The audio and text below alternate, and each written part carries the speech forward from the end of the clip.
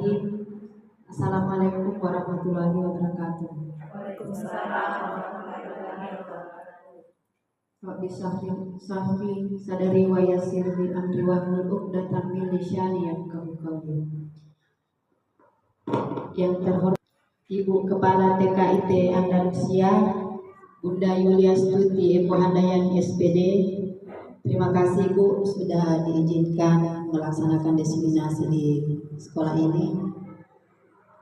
Yang terhormat Ibu Fitriani SE MPD selaku pengajar praktik CGP Angkatan 11 Kota Parepare. Dan yang kami hormati Bunda-bunda, baik itu koordinator Kombel Sipakatuo, Bunda Haja Hasni SPD beserta jajarannya. Yang terhormat Bunda Kepala TK Nurul Huda, Ibu Jum SPD beserta jajarannya.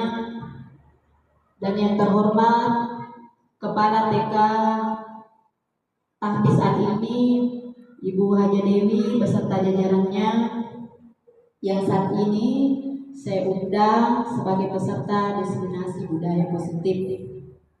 Alhamdulillah, puji syukur kehadirat Allah Subhanahu wa Ta'ala yang telah memberikan kita rahmat, kesehatan, dan kesempatan untuk bisa mengikuti kegiatan di sekolah ini dalam keadaan sehat walafiat. Tanpa mula kita kirimkan salam dan salawat kepada Nabi besar junjungan kita Nabi Muhammad SAW. Semoga di yaumil akhir kita akan mendapat syafaat dan beliau. Amin ya rabbal alamin. Baiklah Bunda, di sini kita mengikuti kegiatan diseminasi positif yang salah satunya sebagai tugas yang harus saya laksanakan selaku calon guru penggerak angkatan 11. Baiklah Bunda-bunda sekalian, marilah kita bersama-sama membuka diseminasi budaya positif kita hari ini dengan bersama-sama membaca basmalah. Terima kasih Bu. Mudah-mudahan nanti saya kedepannya bisa membawakan diseminasi ini, saya bisa menyampaikannya dengan lancar. Baiklah Bunda-bunda, marilah kita mendengarkan sambutan dari Ibu Kepala TKIT Andalusia Kota Parepare, Bunda Yulia Stuti Eko Handayani SPD. Kepada Bunda Yuli dipersilahkan. Terima kasih Bunda Kasmawati. Bismillahirrahmanirrahim. Assalamualaikum warahmatullahi wabarakatuh. Waalaikumsalam warahmatullahi wabarakatuh. Yang saya hormati Ibu Fitri SE MPD selaku pengajar praktik angkatan 2. Yang saya hormati Ibu Kepala TK Nurul Anugrah Ibu Haji Hasni. Yang saya hormati Ibu TK Nurul Huda, Ibu Jum, dan bunda-bunda sekalian yang saya hormati dan saya banggakan. Alhamdulillah, puji syukur kepada Allah Subhanahu wa Ta'ala yang telah memberikan kesehatan sehingga kita dapat berkumpul di TK Andalusia dan kita dapat melaksanakan kegiatan sehari-hari. Tak lupa salawat dan salam kepada Nabi Muhammad SAW sebagai panutan kita semua. Ibu-ibu, bunda-bunda yang berbahagia, melihat dari judul yang akan dibawakan oleh Bunda Kasmawati, yaitu diseminasi budaya positif adalah proses penyebaran inovasi yang harus direncanakan. Tentunya perencanaan inovasi membangun karakter, bagaimana menunjukkan karakter dan budaya yang positif pada sekolah kita masing-masing. Bunda-bunda yang berbahagia, nanti kita akan simak apa yang akan disampaikan oleh Ibu Hasmawati. Mudah-mudahan yang disampaikan nanti akan memberikan atau dapat memberikan masukan yang berdampak positif bagi kita semua. Saya selaku kepala sekolah, alhamdulillah bangga. Mudah-mudahan selanjutnya bunda-bunda, terutama bunda yang di TK Andalusia dan bunda-bunda di TK Anugerah Nurul Huda akan menyusul seperti Bunda Asma.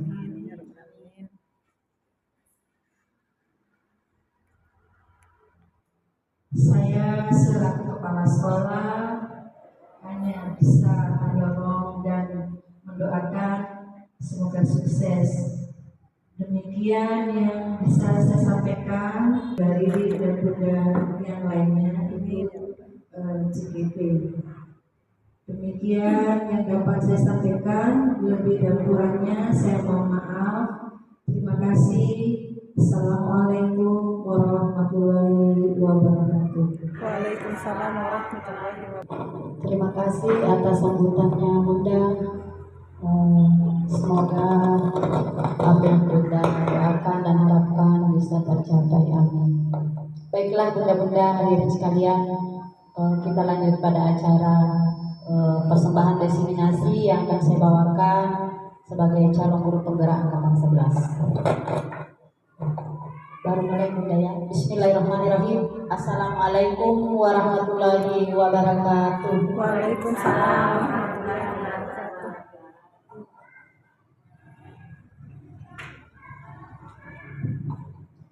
Yang terhormat, saya ulangi, yang terhormat bunda-bunda kepala TK dan bunda-bunda dari Kombel Sipa Katuo yang sempat hadir pada hari ini. Saya secara pribadi ingin mengucapkan terima kasih dan mohon maaf sudah mengganggu kegiatan bunda-bunda, karena saya paham betul bagaimana bunda-bunda TK kalau sudah mengajar banyak kegiatannya, mungkin sudah capek atau mengantuk bunda, kelapar dan sebagainya. Tak lupa pula saya ucapkan terima kasih kepada rekan saya Bunda Riri Jupita yang sudah menghandle sebagai seksi dokumentasi dan konsumsi. Terima kasih deh Bunda Riri. Sama Bunda. Puji syukur kita panjatkan kehadirat Allah Subhanahu wa taala yang telah melimpahkan kita rahmat kesehatan berkumpul di tempat ini, dan tak lupa kita kirimkan salam dan salawat kepada Nabi besar Muhammad Sallallahu Alaihi Wasallam.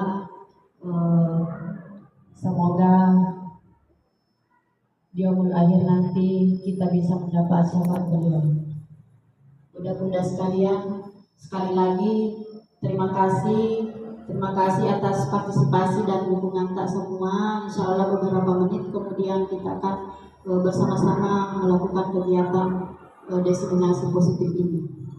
Hari ini saya sebagai calon guru penggerak angkatan 11 yang akan melaksanakan desiminasi budaya positif. Alhamdulillah Bunda, saya telah menjalani proses ini sejak 13 Juni. Jadi di 13 Juni ini sudah sampai di modul 1, dan di modul 1 ini Bunda terdiri dari 4 sub. Jadi modul 11, 12, 13 dan 14. Dan di 14 ini adalah tugas kami melakukan desiminasi budaya positif. Kita bagaimana calon guru penggerak itu menerapkan ke sekolah-sekolah, khususnya kepada peserta didik, bagaimana kita menerapkan karakter budaya positif kepada diri kita. Ini pengajar praktik saya Ibu Fitriani STMPD, dan Kepala TKIT Andalusia Bunda Yulia Stuti Ibu Handayani SPD. Dan pada hari ini Jumat 2 Agustus 2024 saya melaksanakan aksi nyata diseminasi budaya positif. Lanjut Bunda, dan supaya kita tidak melebar nanti pembahasan tentang budaya positif, saya siapkan ini ada 7 topik. Yang pertama, perubahan paradigma belajar. Yang kedua, disiplin positif dan nilai-nilai kebajikan universal. Yang ketiga, motivasi, hukuman, dan penghargaan dan restitusi. Yang keempat, keyakinan kelas. Kelima, kebutuhan dasar manusia. Keenam, restitusi. 5, posisi kontrol guru. Jadi ini nanti Bunda menarik semua bagaimana cara kita mengontrol diri kita selama ini sebagai guru. Nanti kita pelajari di sini. Dan terakhir ini restitusi, segitiga restitusi. Lebih menarik lagi nih segitiga restitusi, bagaimana kita menyelesaikan masalah kita dengan anak didik kita nanti. Karena di segitiga restitusi ini ada teorinya. Kita menyelesaikan masalah dengan anak tidak secara abal-abal, ada tahapannya. Kita lihat nanti di sini ya Bunda. Nah, sebelum kita melangkah, kita kenali dulu apa itu budaya positif. Budaya positif di sekolah adalah nilai-nilai dan kebiasaan di sekolah yang berpihak pada murid agar mereka dapat berkembang menjadi pribadi yang kritis, berhormat dan bertanggung jawab. Jadi mungkin kebiasaan-kebiasaan ini Bunda di sekolah kita sudah kita terapkan, tinggal bagaimana kita menjalaninya untuk mendapatkan hasil yang maksimal. Jadi kita kenali nanti yang mana itu budaya positif, yang bagaimana itu. Nah, supaya kita pahami apa itu budaya positif, kita lihat dulu ini pertanyaan pemantik. Ada saya siapkan pertanyaan pemantik. Bunda tinggal mengungkapkan apakah Anda setuju dengan pernyataan ini. Setuju atau tidak, dan kalau ada alasan tak, bisa dikasih alasan. Yang pertama Bunda, hukuman dapat mendisiplinkan anak. Siapa tahu Bunda bisa memberikan alasan apakah Bunda setuju atau tidak, dan apa alasan tak kalau ada ini hukuman dapat mendisiplinkan anak. Siapa tahu ada salah satu Bunda yang mau menjawab. Tapi Bunda, ya terima kasih Bunda. Silakan Bunda. Terima kasih atas kesempatan diberikan kepada saya. Baiklah, saya akan berikan saran. Menurut pendapat saya, kalau soal pemantik itu setuju dengan memberikan hukuman mendisiplinkan anak itu, saya tidak setuju. Saya tidak setuju karena dengan kita sebagai guru memberikan hukuman kepada anak nantinya akan membalas dendam atau nantinya akan lebih khususnya ketika kita memberikan hukuman kepada anak didik kita. Terima kasih. Ya, terima kasih Bunda Hasna. Jawaban yang sangat bagus sekali. Betul bahwa hukuman itu dapat mendisiplinkan anak. Kita tidak setuju ya. Karena kalau kita hukum anak-anak tak itu, anak-anak biasa dendam, biasa dia tidak suka nih kalau kita mau masuk ngajar ini. Yang kedua, terima kasih Bunda Hasna. Tepuk tangan untuk Bunda Hasna.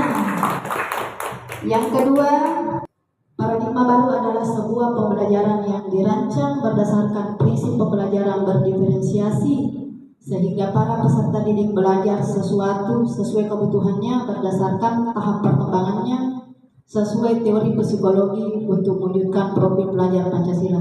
Saya rasa bunda-bunda pasti sudah tahu kalau kita sekarang itu sudah harus berpusat pada murid yang berdiferensiasi. Kita tidak memaksakan lagi kehendak kepada anak-anak kita. Lanjut.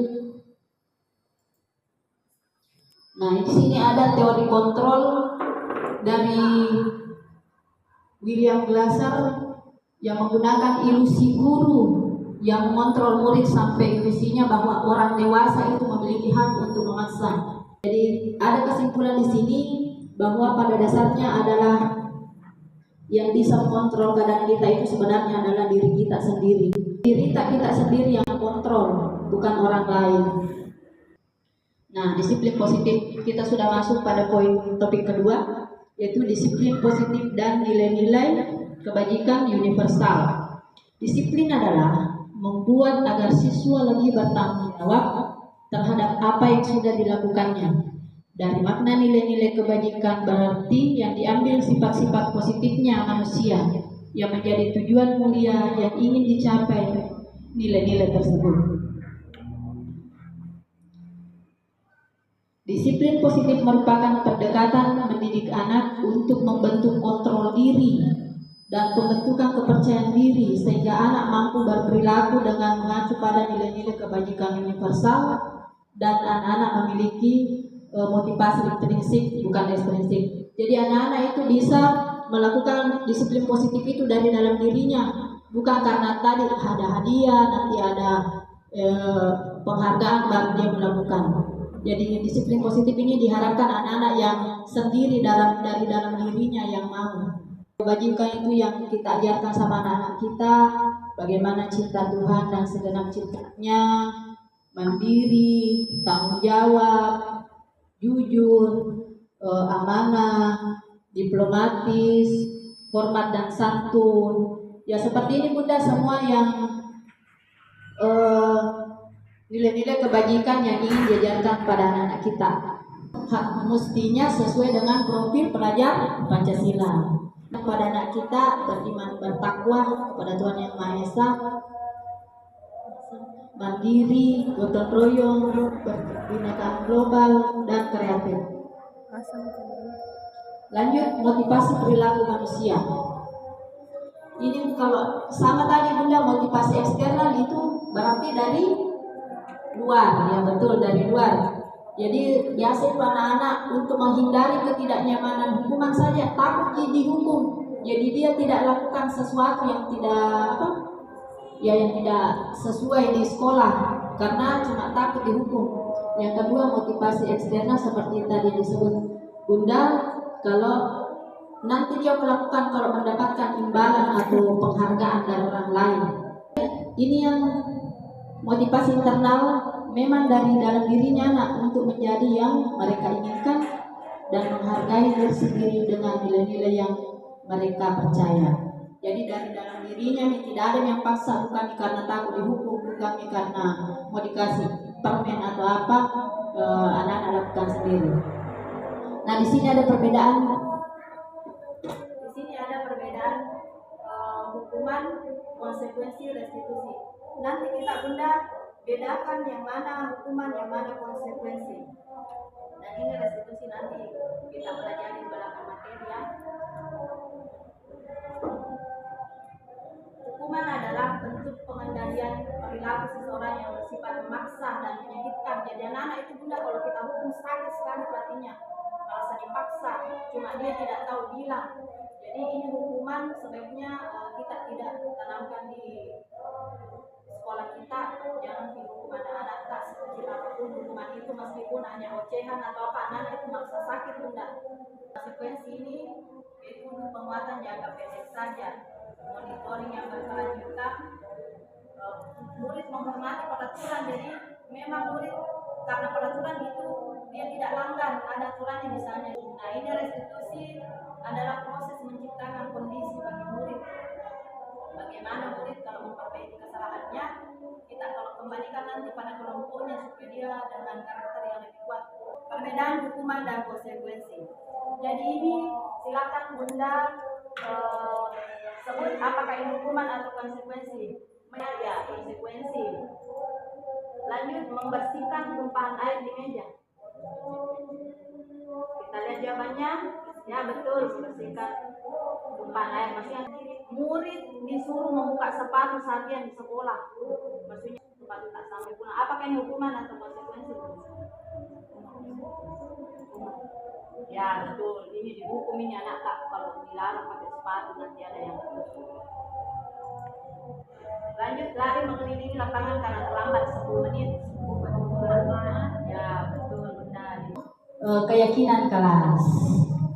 Keyakinan kelas itu identik dengan penanaman nilai-nilai yang diyakini oleh peserta didik bahwa ia nanti dalam kegiatannya berdasarkan nilai-nilai yang diyakini dan tertanam dalam peserta didik. Nah ini ciri-cirinya keyakinan kelas. keyakinan kelas itu lebih singkat dari peraturan. Keyakinan kelas itu bunda kayak peraturan sebenarnya. Kalau peraturan sekolah yang bikin, misalnya pakai sepatu hitam, pakai seragam. Tapi kalau keyakinan kelas, kita sama anak-anak tak Baru bikin 24. keyakinan, anak-anak terlibat. Misalnya kita tanya apa anak-anak yang tidak dilakukan saat belajar, kita tulis satu orang satu keyakinan saja bunda. Bisa kita tulis satu keyakinan Di belakang. keyakinan belajar yang Di belakang. Sudah. silahkan ditempel di sini bunda. Pernah dirita anak-anak di kelas yang ingin dibuatkan keyakinan.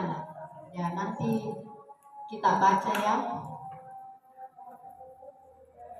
Nah langsungkan di kelas bagaimana kita membuat keyakinan. Kalau di TKIT Andalusia itu kemarin-kemarin kelompok ada kelompok B digabung memang buat keyakinannya. Lanjut yang satu saja bunda ya.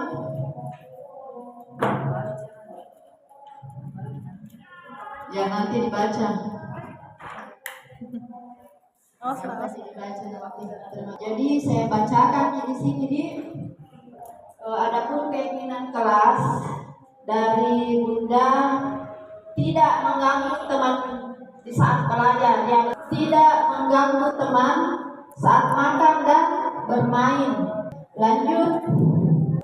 Jadi kalau anak-anak kami nanti misalnya kan gambar dia tempel nih, ada gambar misalnya tidak menangis, ya, makan minum tidak berdiri atau berlari-lari, tidak merampas barang teman. Ya ini yang seringkali terjadi di sekolah kita ya. Nah ini dibilang keyakinan kelas, tapi dalam bentuk kalimat negatif. Ini masih negatif bunda. Di budaya positif itu kalau keyakinan kelas itu kita positifkan, misalnya atau belajar bersama seperti itu ya bunda ya, yang namanya keyakinan kelas. Setelah anak-anak tempel nih tangannya apakah pakai spidol, jadi dia tahu setiap hari, jadi itu nanti dibuat posternya. Jadi begini nanti posternya, jadi anak-anaknya pasti tahu, ditanya nanti ada nanti hubungannya dengan segitiga restitusi ini. Anak-anak yang sudah berkeyakinan kelas, dia maksudnya dia patuhi sendiri, karena dia dibuat kalau tidak dipatuhi tidak ada juga gunanya bunda. Jadi nilai keyakinan. Nah nilai-nilai keyakinan bisa anak nilainya itu anak harus bersabar. Sama di kita bunda, kalau kita gunakan helm pasti ada nilainya. Kita mau apa? Kalau kenapa kita pakai helm? Kita mau selamat, ya kita mau aman. Ya itu dibilang nilai-nilai keyakinan. Nah begini nih caranya anakku, anak-anak Andalusia membuat itu posternya, dia pasang di dinding. Kebutuhan dasar manusia. Tapi ini ada pertanyaan pemantik, Ibu Ambar, guru wali kelas 2A. Ceritanya ini Bu Ambar, ada anaknya namanya Doni yang selalu mengambil bekal temannya. Dia makan bekal temannya, mungkin juga di kelas biasa terjadi begitu bunda ya. Ada teman, salah satu teman itu anak-anak yang makan bekalnya anaknya. Kira-kira bunda, jika bunda mendapatkan kasus seperti itu, apa yang kita lakukan? Dan kira-kira kenapa Doni lakukan itu? Kenapa dia selalu ambil punyanya temannya? Nah di sini kita lihat ada kebutuhan dasar, kebutuhan hidup itu bunda yang kelima, yang pertama yang di tengah. Nah kita lihat kebutuhan dasar manusia itu ada bersifat fisiologisnya, apa dia lapar, dia tempat tinggalnya, atau pakaiannya. Jadi kira-kira mungkin ini Doni bunda, dia ambil makanannya temannya karena lapar. Jadi kita lihat lagi sebagai guru, dia harus tahu, oh ini anak-anak, kita lihat di sini kebutuhan dasar hidupnya anak tak ada semua di sini. Kita pun seperti itu bunda. Mungkin karena ingin bertahan hidup, Doni lakukan itu karena dia lapar, dia ingin makan. Yang kedua, kasih sayang dan rasa diterima. Mungkin Doni di sini dia suka kalau ditegur sama gurunya, dia merasa disayangi. Jadi kita sebagai guru tidak bisa langsung di-justis anak ini nakal ini dimakan. Jadi harus kita kebutuhannya anak tak mungkin Doni mau diperhatikan, jadi suka memang anak temannya. Jadi kebutuhan dasarnya kita perhatikan anak tak bunda. Lanjut kebebasan. Mungkin Doni ini diberi makannya, ada di makanannya di tasnya, tapi ternyata Doni ingin makanan lain, bosan, dia ingin bebas, bosan makan nasi kuning bunda. Jadi dia mau donat kah, ayam kah. Jadi kita perlu tahu kebutuhan dasarnya ini anak tak mau yang lain, makanan lain. Biasa kenapa begitu anak bunda tak? Ada di makanannya di tasnya, tapi bukan temannya dia makan. Tapi kalau kita lihat dari kebutuhan dasarnya ini Doni, mungkin karena dia mau kebebasan, dia mau makanan lain, bosan di kotanya dan rumahnya. Jadi kita harus tahu bunda. Bisa nih sampai tanya kita kenapa Doni. Terus ini ada kesenangan. Mungkin memang ini Doni senang kalau lihat temannya menangis. Jadi ada di kebutuhan dasarnya anak tadi bunda pahami di kelas. Siapa tuh yang suka ganggu temannya bukan karena nakal. Mungkin dia memang senang kalau ada temannya yang ini terus pembesaran. Mungkin Doni ini merasa dia yang mau berkuasa di situ kelas. Jadi apapun dia ambil pilihannya temannya takut. Jadi dia mau berkuasa. Jadi guru harus tahu yang kejar di sana tak langsung ibu perhatikan kebutuhan dasarnya. Ya, lanjut 5 posisi kontrol guru. Nanti bunda tahu diri tak di sini. Apakah kita selama ini penghukum? Apakah kita selama ini pembuat merasa bersalah sama anak? Apakah selama ini bunda merasa teman sama anak, pemantau dan manajer? Tapi diharapkan nanti bunda di tahap manajer semua, insya Allah. Nah, supaya lebih jelas bunda sertakan di video supaya paham bunda nih.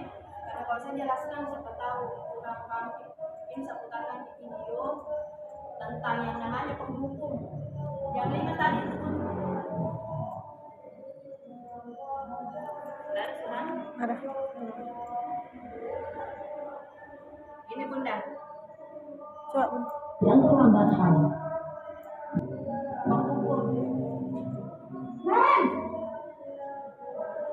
Sini kamu. Selamat pagi Bu. Selalu terlambat. Kamu deh, pasti terlambat. Maaf Bu, Malas sekali ya kamu jadi anak. saya Dasar pemalas. Gak kapok-kapok sih kamu. Sudah berapa kali terlambat? Ini bunda yang suka Sana. tipe Kamu pilih lapangan basket. coba nanti Dua cari kali. kita sebagai apa kenapa saya harus ke lapangan basket Bu? Kenapa? Kamu melawan ibu?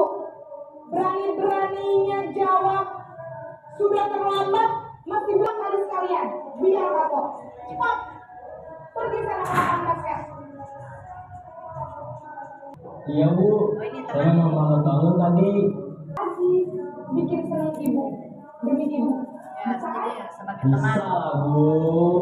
Ya, lanjut ada juga sebagai pemantau. Ini pemantau. Kelas pas jam istirahat selama 20 menit. Iya benar, konsekuensinya demikian. Pemantau ini Jadi dia nanti jalan jam peraturan. 9.30 pas istirahat, kamu harus tinggal di kelas, kerjakan tugas tambahan untuk ketertinggalan kamu, ya? Baik Bu.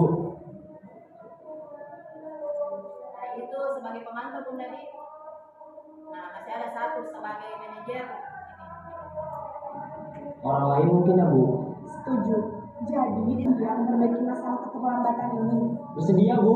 Bagaimana kamu akan perbaiki masalah keterlambatan ini? Nah, itu tadi bunda ada 5 posisi tak sebagai guru. Kadang apakah kita menghukum, membuat rasa bersalah, membuat tolong bunda tulis di sini sebagai apa Ki selama ini. Ini bukan penilaian bunda, cuma maksudnya bagaimana kita tahu diri kita sebagai apa Ki. Selama ini apakah pemantau Ki, apakah penghukum Ki, apakah sebagai teman atau membuat rasa bersalah. Nah, semuanya sebagai teman, rata-rata sebagai teman ya. Yang penting kita tidak seperti penghukum bunda ini atau membuat merasa bersalah. Insya Allah sebenarnya kita lakukan sebagai manajer. Ada nanti di sini. Ini posisi teman, bagaimana gurunya. Oh ini tadi. Penghukum itu bagaimana guru menghardik, menunjuk-nunjuk anak, berkaca pinggang jadi anak itu merasa sakit bunda kalau ada di kita TK seperti ini. Dan saya rasa tidak ada di perasaan bunda di murid jadi ini hasilnya tadi yang seperti dibilang Bu Asna, dendam di anak jadi terdendam, tidak menyukai gurunya. Yang kedua, membuat merasa bersalah, cenderung melembut, tapi kata-katanya selalu menyalahkan murid. Guru akan menyatakan hal yang merasa kesalahannya ada pada murid. Jadi kadang ada guru seperti itu. Jadi dampaknya itu kalau kita seperti itu sama anak tak bunda, nanti murid tak selalu merasa bersalah. Nanti selalu merasa bersalah, tidak pede nih, identitas gagal, ceritanya merendah diri nih, selalu minder sama orang kalau selalu disebut anak tak.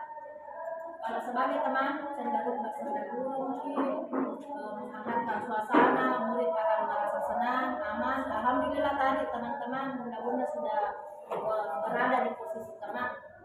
Bagaimana kita merasa aman dan akrab dengan anak. Dampaknya murid bergantung kepada satu orang. Dampaknya murid tidak mandiri dan tidak berpikir untuk diri sendiri, sehingga di lain waktu murid bisa berlaku baik namun hanya kepada orang-orang tertentu. Nah, sebagai posisi pemantau, seorang pemantau itu akan bersuara datar, tidak emosi, tidak bersenda gurau, tidak menggunakan suara tinggi. Dampaknya kalau jadi pemantau di bunda murid tak itu akan menghitung konsekuensi. Dia merasa dipantau jadi dia lakukan itu. Nah, diusahakan bunda-bunda di sini nanti sampai di posisi manajer. Ngerti ki bunda yang terima tadi posisi kontrol. Semoga nanti kalau keluar dari sini berusaha bisa menjadi posisi manajer. Anak tak cara tak selesaikan kasus tak sama anak. Karena ada teorinya itu bunda. Ada yang namanya segitiga restitusi. Ini kamu selalu salah terus. Kita hukuman anak. Sakit hati itu anak bunda kalau dikasih begitu. Ayolah lakukan demi ibu. Kalau ini kayak teman sama anak. Apakah kamu mau mendapatkan stiker bintang hari ini? Ini jadi pemantau. Bagaimana kamu bisa menyelesaikan masalah ini? Ditanya ke anaknya, berarti guru adalah manajer. Contohnya ada segitiga restitusi. Anak saya Aisyah yang suka mengganggu temannya. Nanti bunda di BGP ini kita ada tugas membuat video kasusnya anak tak. Jadi saya pakai segitiga restitusi. Karena segitiga restitusi itu ada 3 bunda: menstabilkan identitas, memvalidasi tindakan yang salah, dan menanyakan keyakinan. Saya tanya Aisyah, kenapa kemarin sekian? Bilang nih, bunda menangis sih. Kenapa bisa menangis? Saya pukul ya bunda. Kenapa kita pukul? Main-main kayaknya bunda. Oh, main-main. Kenapa memang berarti ini anak kebutuhan dasarnya main-main, dia mau senang toh. Merasa senang kalau menangis temannya sama tadi, kebutuhan dasar manusia. Karena alasannya sama saya belum main-main kayaknya bunda. Dia suka menangis sih, dia senang memang menangis temannya. Jadi saya tanya lagi, bagus sekali pukul teman-teman. Tidak, dia sadar sendiri tidak bagus dipukul teman-teman. Terus saya tanyakan keyakinan kelasnya. Kalau saya validasi dulu tindakannya. Bunda juga kalau diganggu pasti bunda marah, tapi tidak dipukul temannya. Tanya dulu baik-baik. Terus ditanya nih keyakinan kelasnya. Aisyah, keyakinan kelas yang kemarin kita bikin itu apa? Ya, jawab sendiri. Bermain bersama teman, tidak pukul teman. Jadi dia sadar sendiri bunda. Jadi ini segitiga restitusi, bagaimana cara tak perbaiki ini anak-anak. Dia tidak sakit hati sama kita dan kita juga tidak sakit hati sama dia. Nah, jadi kita tanya baik-baik. Setelah itu ini ada di videonya, dia berterima kasih. Terima kasih bunda, katanya sudah diberikan solusi. Cuma nggak ketahui sudah diberikan. Terima kasih katanya solusinya bunda. Jadi ini tadi yang saya jelaskan segitiga restitusi, dan segitiga restitusi ini adalah akhir dari materi presentasi diseminasi budaya positif saya bunda. Jadi perlu disimpulkan bagaimana kita jika ada masalah atau kasus di sekolah dengan anak tak diselesaikan baik-baik, kita tidak menghukum, sebaiknya kita menjadi posisi manajer, kita selesaikan dengan segitiga restitusi. Alhamdulillah, terima kasih atas kebersamaan Tak Bunda.